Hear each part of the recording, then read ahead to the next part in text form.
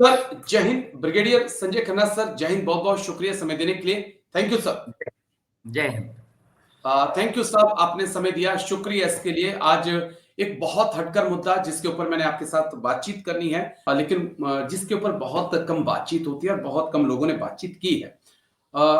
Kargil war होता है, Kargil war के बाद कैडर रिव्यू होता है और हम देखते हैं कि आज यंग अफसर, यंग कमांडिंग ऑफिसर, 15 साल की सर्विस में यंग कमांडिंग ऑफिसर मिल रहे हैं। बहुत अच्छी बात है। 7-8 साल की सर्विस में, 8 साल की सर्विस में अफसर मेजर बन जा रहे हैं, कंपनी को कमांड कर रहे हैं। क्या जेसीओ को लेकर हमें ये नहीं सोचना चाहिए? आज जेसीओ 24-25 साल की सर्विस के बाद जेसीओ बन रहे हैं।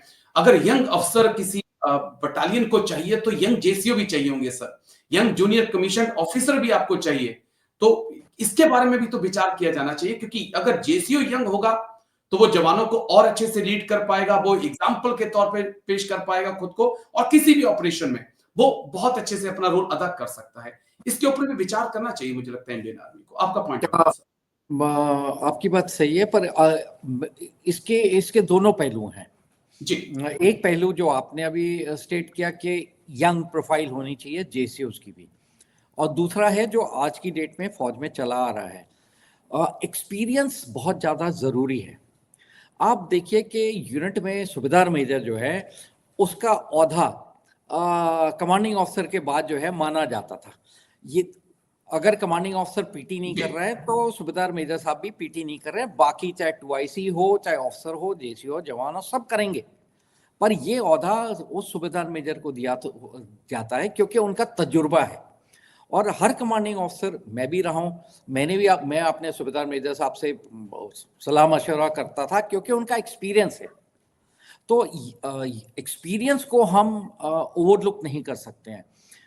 यंग प्रोफाइल की बात आपकी बिल्कुल सही है कि अगर एक्सपीरियंस तो कमांडिंग ऑफिसर को भी चाहिए ना सर। देखिए आपके टाइम में कमांडिंग ऑफिसर एक्सपीरियंस वाले होते थे, 24-25 साल में बनते थे, लेकिन उन्होंने भी एडजस्ट किया, आज 15 साल में बने जिस उम्र में वो मेजर होते थे। तो एक्सपीरियंस तो कमांडिंग ऑफिसर के लिए भी चाहिए, क्योंकि पूरी रेजिमेंट को कमांड करना है उन्होंने। देखिए राजेश, एक्सपीरियंस बहुत बहुत जरूरी है, बहुत जरूरी है, क्योंकि जेसीओ जो है वो ऑफिसर और जवान के बीच का एक ऐसा लिंक है जो हमें चाहिए। बहुत सी विदेशी सेनाएं हैं जहाँ पे जेसीओ रैंक होता ही नहीं है, वो सीधा सार्जेंट से सार्जेंट मेजर से जो है फिर वो ऑफिसर काडर में चले जाते हैं। पर हमारी ट्रेडिशनली ऐसा चला आ रहा है और ये मेरी समझ से सही है, जेसीओ रैंक रहना चाहिए। इसके ऊपर भी कई जगह चर्चा हुई है, जेसीओ होने चाहिए नहीं होने चाहिए। तो जेसीओ तो होने चाहिए। यंग प्रोफाइल उतनी हो कि जहाँ पे जेसीओ के पास एक्सपीरियंस भी हो और वो यंग भी हो। ये दो चीज़ों का ध्यान रखना बहुत ज़रूरी है, क्योंकि अब जवान जो है उसकी जो प्रोफाइल है वो भी अभी मतलब यंग है, उनका क्या एक्सपीरियंस है। कमांडिंग ऑफिसर हैं वो भी यंग हैं।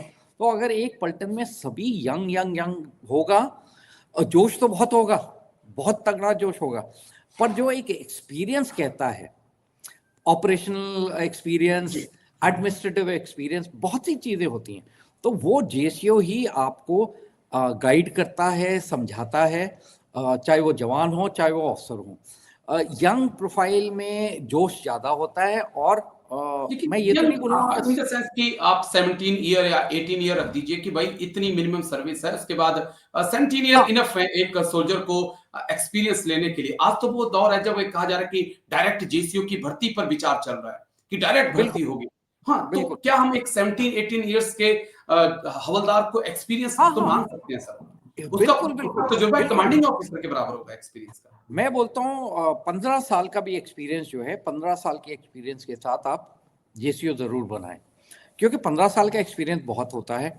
उसने आज जवान भी देखा हुआ है, उसने आज नायक हवलदार ये रैंक भी देखे हुए हैं, और उसके बाद जो है नायब सूबेदार बने, फिर सूबेदार बन गए।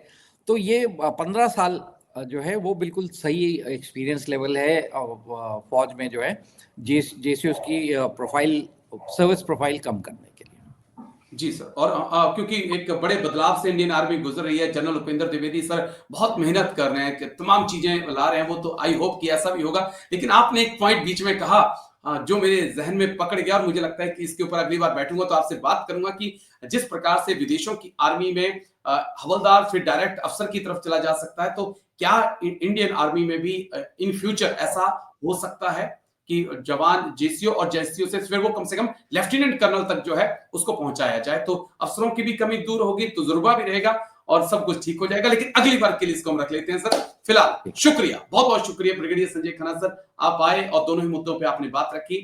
थैंक यू साहब, जय हिंद। थैंक यू साहब। जय